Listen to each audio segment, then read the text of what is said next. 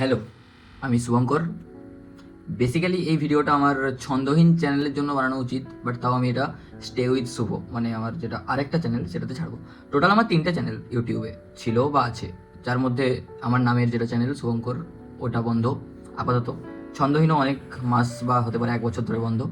Stay with শুভতে আমি চেষ্টা করেছিলাম যে কিছু ভিডিও বানিয়ে ছাড়ার, এবং আমি সেটা ছেড়েও চেয়েছিলাম আমি কন্টিনিউ করতে, কারণ আমি 2019 থেকে ইউটিউব করছি, 2019 থেকে আমি ইউটিউবে দাঁড়াতে চেষ্টা করছি, বাট আলটিমেটলি সেটা হয়ে উঠছে না। প্রবলেম আমার মধ্যে, তাই কারণ আমি কনসিস্টেন্সি রাখি না বা কনসিস্টেন্সি দিয়ে ভিডিও বানাতে পারি না, তাই আমার মধ্যে। রাইট নাও আমি যেটা নিয়ে কথা বলতে চাইছি সেটা হচ্ছে যে আমার জীবনে কি চলছে সেটা নিয়ে।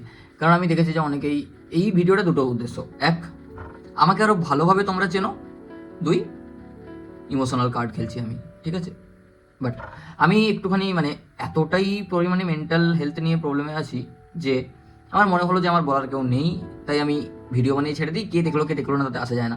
ইভেন এই ভিডিওটা যখন পোস্ট হবে তখনও কেউ দেখবে না, তারপরে পুরো ভিডিও তো কেউ দেখবে না, এটুকু আমি জানি। যতটুকু আমি শিখেছি বা যতটুকু আমি জেনেছি এসইও বা ব্লা ব্লা ব্লা ব্লা থিংস অ্যাবাউট ইউটিউব, ওকে? তাই কে দেখলো না আমার তাতে আসা যায় না। আমার যদি ইচ্ছা হয় আমি এই ভিডিওটা রাখবো, আমার যদি ইচ্ছা না হয় আমি এই ভিডিওটা আবার ডিলিটও করে দেবো। বাট এই মুহূর্তে আমার মনে হচ্ছে তাই আমি করছি, এরকম একটা ব্যাপার। আর এই রকম থট প্রসেস নিয়ে চলার কারণে আমার ভিডিও চলে না বেশি জোরে, বুঝছো তো? তো যাই হোক, এই মুহূর্তে আমি তোমাদের কি বলবো বলে কি মনে হয়, মানে এনি গেসেস চেষ্টাও করো না গেস করার, নিজের মেন্টাল হেলথ খারাপ হয়ে যাবে। তো আমি এই মুহূর্তে বলবো ইস্ক নিয়ে, আমি এই মুহূর্তে বলবো ভালোবাসা নিয়ে, আমি এই মুহূর্তে বলবো আমার মেন্টাল হেলথ নিয়ে, ওকে? তাই কেউ শোনার মতো আগ্রহী রেখো না, ঠিক আছে? যদি রাখো থ্যাংক ইউ। বাট এই মুহূর্তে আমার কাছে আরও একটা ফোন আছে, আমি সেখান থেকে দেখে দেখে বলবো কিছু কিছু জিনিস, কিছু কিছু পোর্শন, ঠিক আছে? এরপর বাকিটা আসবে মিডিল পার্টে, ওইটা মেন। তাই স্কিপ করতে পারো, নাও করতে পারো, যাই হোক। তো আমি যতদূর জানি বা আমি যতদূর রিলস দেখে শিখেছি বা কিছু কিছু জিনিস পড়ে আমি শিখেছি যে ভালোবাসা বা এই ইস্কের 7টা পর্যায় হয়। দেখে বলতে লাগবে, অত মুখস্থ করার টাইম পাইনি, বিশ্বাস করো। হ্যাঁ, তো প্রথম হচ্ছে অ্যাট্রাকশন বা দিলকাসি, তারপর অ্যাফেকশন বা উনস, তারপর লাভ বা মহব্বত, তারপর ট্রাস্ট বা আকিদত, ওরশিপ বা ইবাদত, ম্যাডনেস বা জুনুন, অ্যান্ড লাস্ট ডেথ, ইয়ানি কি মত। এগুলোর কোনো পোর্শনেই আমি নেই। হ্যাঁ, বলতে পারো যে আমি ম্যাডনেস বা জুনুনের পোর্শনে আছি, বাট আমি মনে করি যে আমি যেটা করছি আমি ঠিক করছি। তাই এবার আসি কেন এগুলো বললাম। অবভিয়াসলি তোমাদের মনে কোশ্চেন আসবে যে তুই কে আর তুই কেন এগুলো বলছিস। আমার জীবনে এখনো অবধি 3জন মেয়ে খুবই গুরুত্বপূর্ণ, ওই মা আর দিদি ছাড়া, ওকে? মেয়ে বলতে আশা করে এইটুকু মাথায় জ্ঞান আছে তোমাদের যে মেয়ে বলতে আমি কী বোঝাতে চাইছি, রাইট? দ্যাটস ওয়াই জাস্ট 3জন মেয়ে এটা বললাম আমি। তো 3জন মেয়ে খুবই ইম্পর্টেন্ট আমার জীবনে। এই 3জন মেয়ের আলাদা আলাদা কাহিনী। সবচেয়ে সমস্যা কোথায় হয় জানো? রোজ রাত্রিবেলা যখন আমি ফিরে আসি, সেই রোজ রাত্রে ফিরে আসার পরে আমি কাউকে দোষারোপ করতে পারি না। বাট এই সামাজিক পয়েন্ট অফ ভিউ থেকে না, মানুষ দোষারোপ করতে পারলে সবচেয়ে বেশি সুখী হয়, আর সেটা আমি পারি না। প্রথম আর দ্বিতীয় মানুষের কথা বলবো না আমি।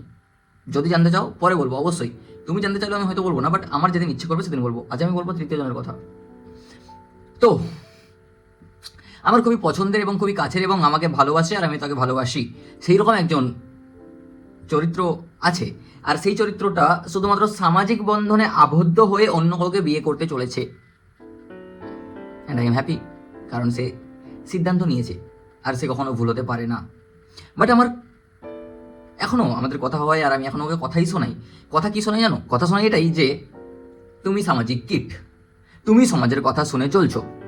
এবার আমি জানি না যে আমি ভুল বা আমি ঠিক, কি বা কি জানি না, আমি বুঝতে পারছি না, বিশ্বাস করে বুঝতে পারছি না। বাট আমি কখনো না এই সমাজের, গরম লাগছে সরি, আমি কখনো এই সমাজের হয়ে কথা বলিনি, মানে সমাজের হয়ে কথা বলতে চাইও না।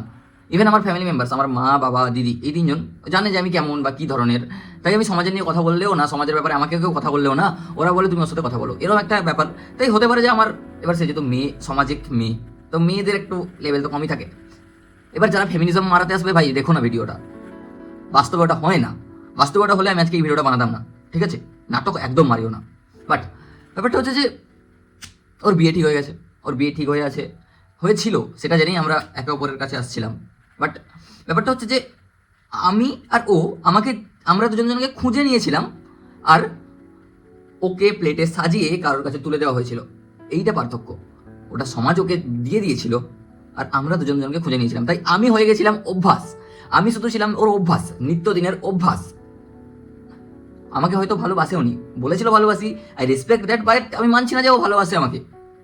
বাট অভ্যাস হয়ে গেছিলাম নিজেদেরকে খুঁজে, আর সেই জায়গায় ওকে কাউকে নিজের হাতে প্লেট দিয়ে প্লেটে সাজিয়ে খাবার তুলে দেওয়ার মতো তুলে দেওয়া হয়েছিল। সেখানে ওর বা ওই যাকে তুলে দেওয়া হয়েছিল, যার কাছে তুলে দেওয়া হয়েছিল, ওই যে ছেলে মেয়ে, ওদেরও বক্তব্য প্লাস ফ্যামিলির বক্তব্য। আমি চাই না যে আমাকে কেউ কথা শোনাক, ওর বক্তব্য আমি চাই না যে আমার ফ্যামিলি মেম্বার কেউ কথা শুনুক। কোথাও না কোথাও গিয়ে দাঁড়িয়ে না আমার এটা মনে হয় যে সামাজিক কারণে সবাই ভাবছে ওই সমাজের 4 জন কি বলবে, সবাই ভাবছে সমাজের এরা এরা এরা কি বলবে। ভাই কেউ বুঝতে এটা পারছে না যে সমাজের ওই 4 জন দুদিন বাদে মারা যাবে, বাঁচতে হবে নিজেকে।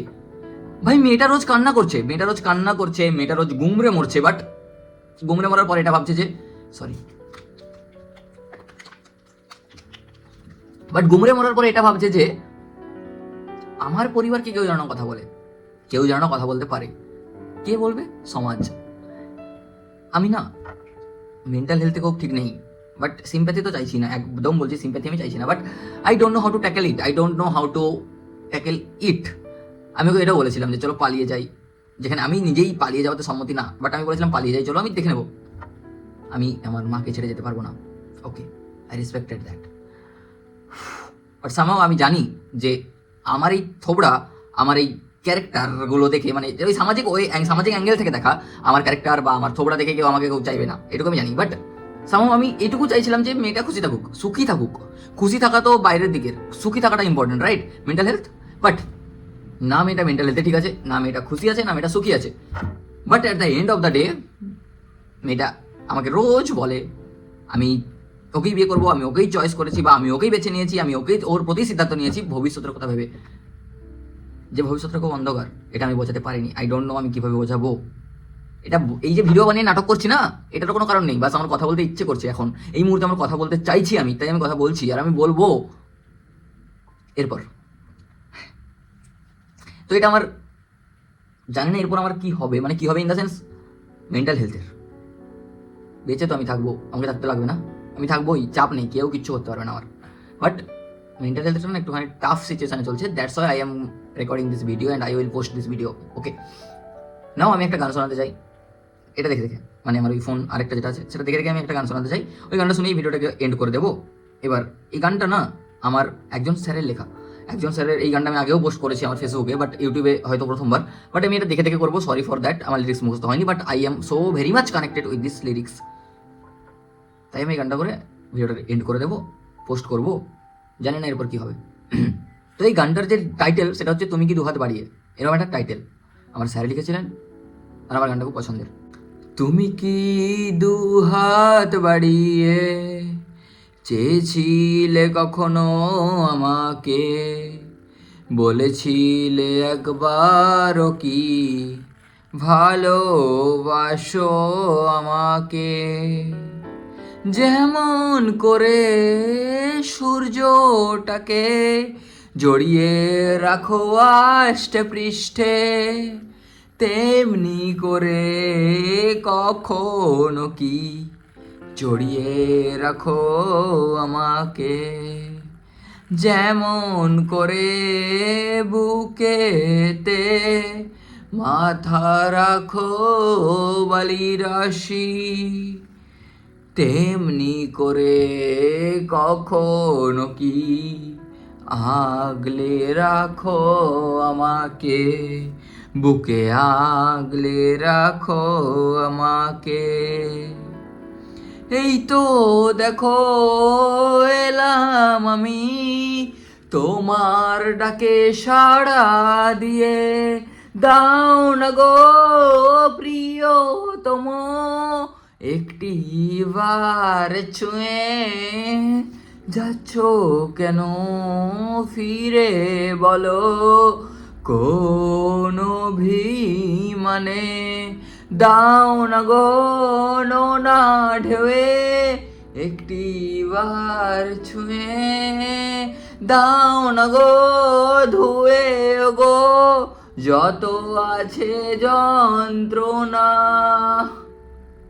এবার কেন আসছো তবে আমার পিছু পিছু এবার কেন আসছো তবে আমার ছোঁয়া ছুতে, এত কিসের তাড়া তোমার আমার ছোঁয়া ধুতে, জানি না কি কারণে চাও যে আমায় লুকাতে, এলাম যখন চলে গেলে অভিমানে মুখ ফেরায়, সাগর আমার বন্ধু আমার ওগো প্রিয়তমা, সত্যি করে বলো না গো চাও কি না আমাকে, তুমি কি দু হাত বাড়িয়ে চেয়েছিলে কখনো আমাকে, বলেছিলে একবারও কি ভালোবাসি তোমাকে, ভালোবাসি তোমাকে। যদি কেউ এতটা অবধি আমার ভিডিওটা দেখে থাকো দেন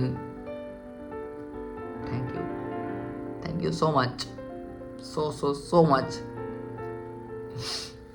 তুমি শোনো, এই ওড়নাটা ওরই, যে এখন সমাজের বিরুদ্ধে লড়াই করতে পারছে না।